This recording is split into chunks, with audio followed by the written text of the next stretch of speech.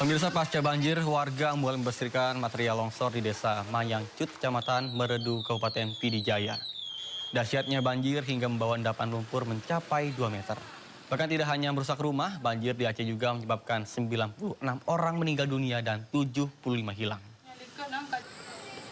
Sementara duka mendalam juga dirasakan oleh suami di Banda Aceh yang viral di media sosial bahwa dirinya memasang baliho di kendaraannya yang bertuliskan mencari anak dan istrinya dengan berkeliling kota.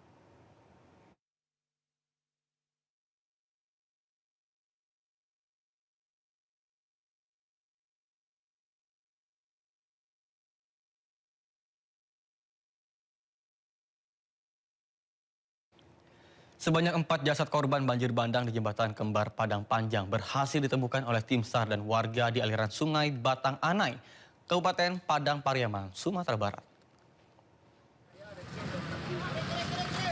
Setelah ditemukan di aliran sungai Batang Anai, Kabupaten Padang Pariaman, jasad korban dibawa ke Puskesmas Kayu Tanam untuk selanjutnya dibawa ke Rumah Sakit Padang Panjang. Keempat jasad korban banjir bandang di jembatan Kembar Padang Panjang ini terdiri dari 2 pria dewasa dan 2 wanita dewasa. Yang ditemukan 4 jasad ini, maka total keseluruhan korban di Kecamatan Kayu Tanam korban menjadi 31 orang meninggal dunia. Bahkan pencarian korban banjir bandang akan dilanjutkan di hari ini karena masih banyak korban yang belum ditemukan.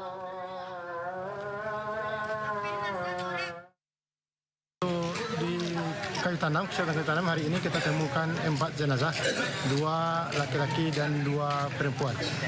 Masih ada yang dicari? Tim masih ada yang di lapangan, menelusuri informasi dari masyarakat. Iya. Berapa totalnya dia? Sampai hari ini untuk Kecamatan Kayu Tanam, kemarin 27, sekarang 4, jadi 31. 21.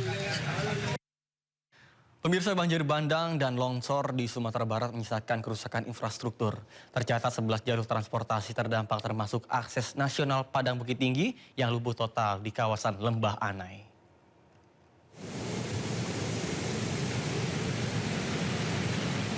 Gubernur Sumatera Barat Mahyildi Ansarullah menyatakan perbaikan jalur transportasi menjadi salah satu perhatian utama. Hal ini karena terputusnya jalur-jalur di Padang, keluar Padang, seperti Bukit Tinggi dan juga Malalak merupakan akses utama.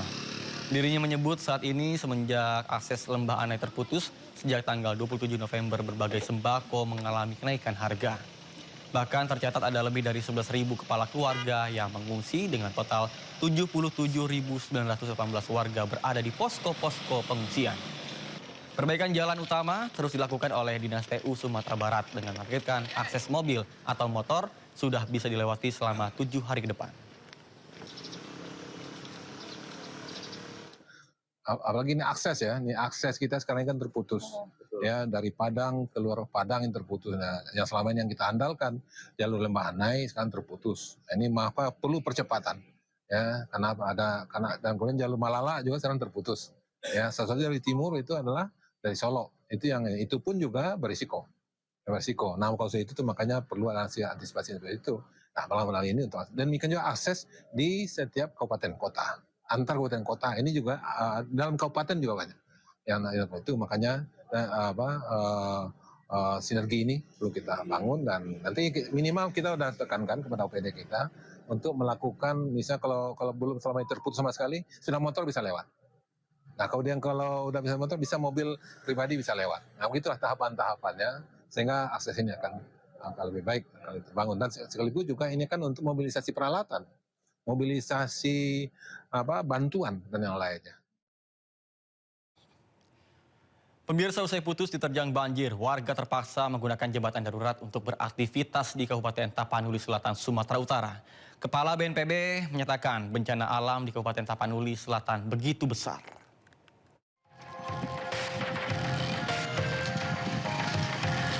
Dahsyatnya banjir bandang membawa gelondongan kayu besar dan material longsor menghancurkan rumah warga di Desa Garogot, Kecamatan Batang Toru, Kabupaten Tapanuli Selatan, Sumatera Utara. Banjir juga merusak jembatan penghubung sehingga warga terpaksa menggunakan jembatan darurat dari material banjir.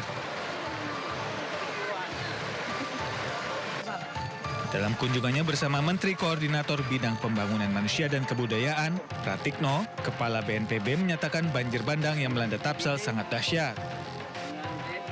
Nah, kami tentu saja hadir di Tapanuli Utara ini, hadir di Tapanuli ini untuk membantu seluruh masyarakat. Tidak ada bedanya apakah itu utara, selatan, Sibolga, Mandailing, Natal, itu sama semua bagi kami. Tidak melihat suku, agama, ras, dan sebagainya. Jadi memang kami turun kekuatan penuh. Di sini Pak Yana Mora, Pak Agus Marsanto ini sebagai perpanjangan tangan kita ya, untuk membantu semuanya.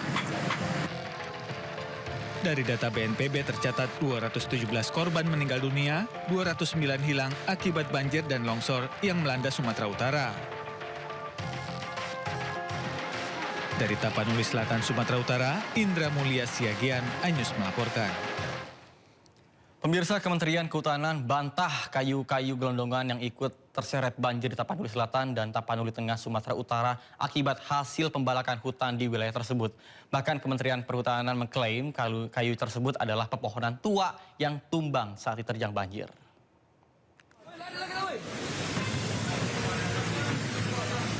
Inilah detik-detik banjir bandang yang menerjang Tapanuli Selatan dan Tapanuli Tengah, Sumatera Utara, viral di media sosial.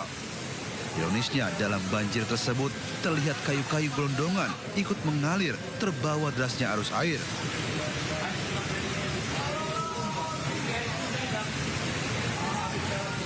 Warganet mengaitkan kayu-kayu gelondongan tersebut merupakan dampak pembalakan liar di hutan Sumatera, sehingga banjir dan longsor melanda di sebagian besar wilayah Sumatera. Namun pihak Kementerian Kehutanan membantah jika kayu-kayu gelondongan tersebut adalah hasil dari pembalakan liar. Kayu-kayu tersebut adalah pohon-pohon tua yang tumbang terbawa banjir. Terkait dengan kayu-kayu yang menyertai arus banjir. Salah satu hasil analisis sumber-sumber kayu itu disampaikan oleh Pak Wamen juga. Satu adalah kayu lampu, dua juga kayu yang akibat tadi siklon tadi, pohon tumbang ya, dan ketiga juga di area-area penebangan kayu-kayu yang dihasilkan dari area penebangan. Namun hingga kini, Kementerian Kehutanan juga masih melakukan penyelidikan guna memastikan asal-muasal kayu-kayu gelondongan tersebut. Dari Tapanuli, Sumatera Utara, dan Jakarta, Hani Sanjaya melaporkan. Sementara itu viral video pernyataan Bupati Tapanuli Tengah Masinton Pasaribu di akun sosial media politisi PDIP Rieke Diah Pitaloka yang menyebut kayu gelondongan berasal dari aktivitas pembalakan liar atau illegal logging. Pembabatan hutan di daerah perbukitan juga ya, kayu-kayu diterbangin, kemudian lahannya diganti tanaman sawit. Nah itu kemarin beberapa kita tindak dan sekarang sedang kita buatkan moratorium untuk penghentian tanaman sawit di kawasan perbukitan. Kami juga intens koordinasi sama Dinas Kehutanan Provinsi Sumatera Utara, namun mereka juga mengalami kendala untuk memobilisasi personil dan lain sebagainya. Keterbatasan yang dimiliki oleh UPD Dinas Kehutanan Provinsi Sumatera Utara yang ada di Tapanuli Tengah. Oke, tapi intinya bahwa kayu yang mengalir di sungai itu bisa dipastikan itu illegal logging ya? Saya pastikan ilegal. Kalau ada bisa butuh bantuan ke internet, kemudian itu bantuan genset karena juga listrik mati. Kemudian yang lainnya adalah bantuan untuk pengungsi.